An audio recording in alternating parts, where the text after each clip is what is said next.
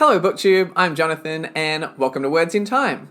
Now in today's video I'm going to be doing the end of the year book tag, where I'm going to be sharing some of my reading plans, goals and thoughts before we reach the end of the year, which is only 7 or 8 weeks away now. So I just want to quickly give credit to Ariel Bissett for creating the tag, as well as two of my BookTuber friends, Andrew's Wizardly Reads and Alex Nieves, for the inspiration to do the tag. I'm going to leave the links to their channels in the description. Go check them out for some awesome fantasy and sci-fi BookTube content. So let's get into it with question number 1. Question 1. Are there any books you started this year that you need to finish? So I actually didn't DNF any books this year. I finished everything that I've started. But there is one book that I said I was going to read, which I might not get to before the end of the year. Around 2 months ago, I did post a TBR video, and of those 10 videos, I have either finished or I'm pretty confident I'm on pace to finish before the end of the year 9 of those. So 9 out of 10, not a bad effort.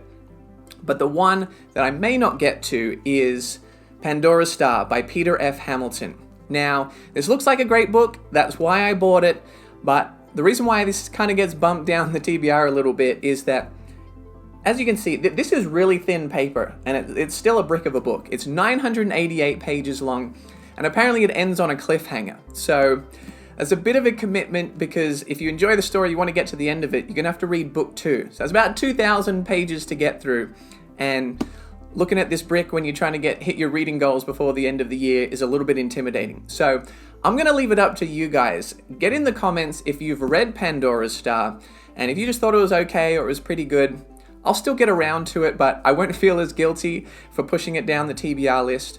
But if you love it, you say, Jonathan, no, it's amazing, you've got to read it, then I'll make sure to prioritize it and not leave it too long until I get around to Pandora's Star. Question 2. Do you have an autumnal book to transition into the end of the year? So, firstly, love the word autumnal.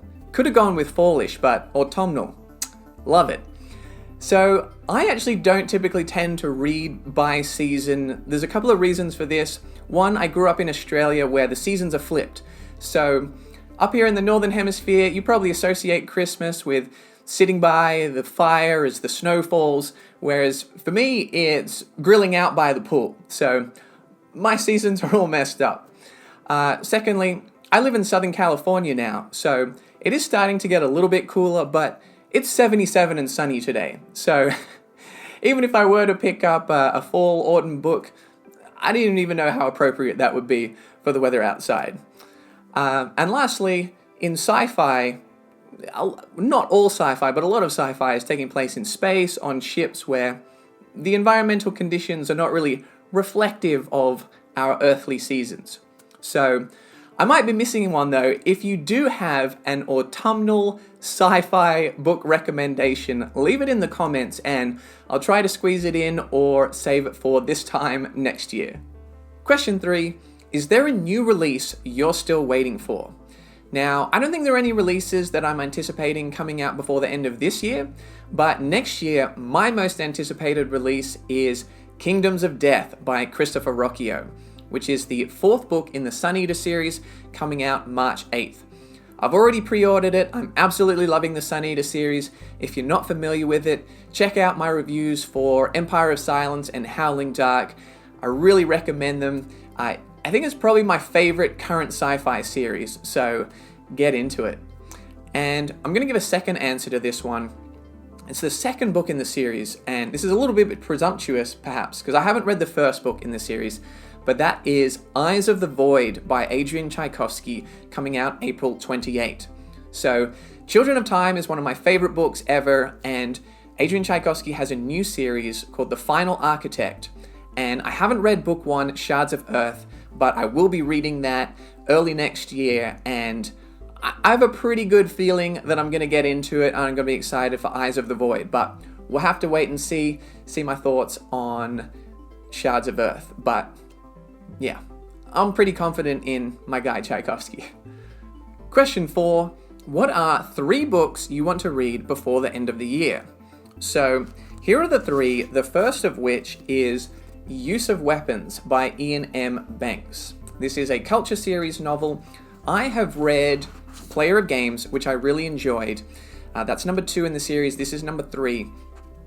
I started with Player of Games because they're standalones, so you can read them in any order, and I heard that was a good place to start.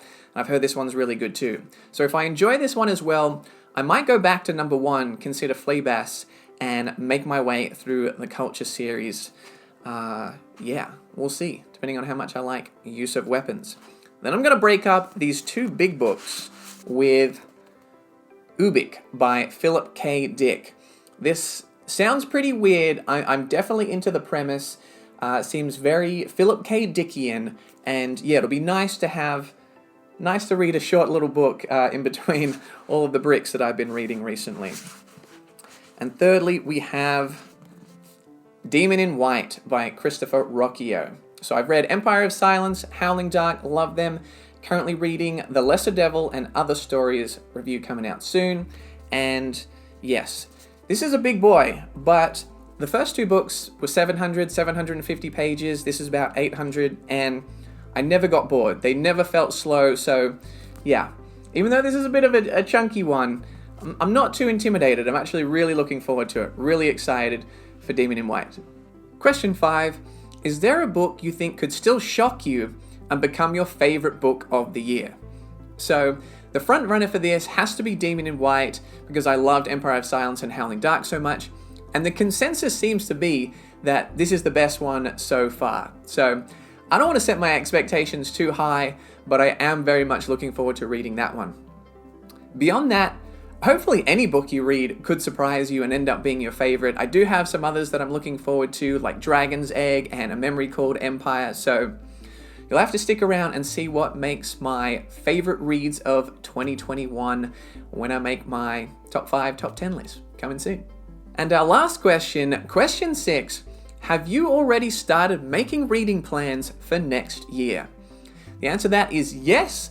I am one of those people that puts their books in a spreadsheet. It's nice and color-coded, it's very organized, but I can be flexible. As I learn about new books, as I get into a series, I want to bring things up, I'll definitely reorganize. But for the moment, I do have a plan, and I've already committed to part of that plan. I've gone ahead and bought 12 books.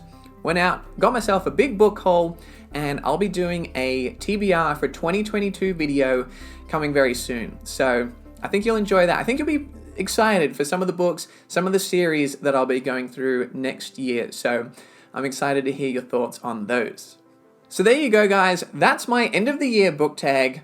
Get in the comments and let me know how your 2021 is going and what you're looking forward to reading before the end of the year. And if you're a booktuber and we know each other from YouTube or Discord, go ahead, make this book tag, and I'll let people know when and where to watch it. So, as always, I appreciate you guys watching, and if you did enjoy, make sure to like and subscribe for more sci-fi content coming soon. Why am I doing this?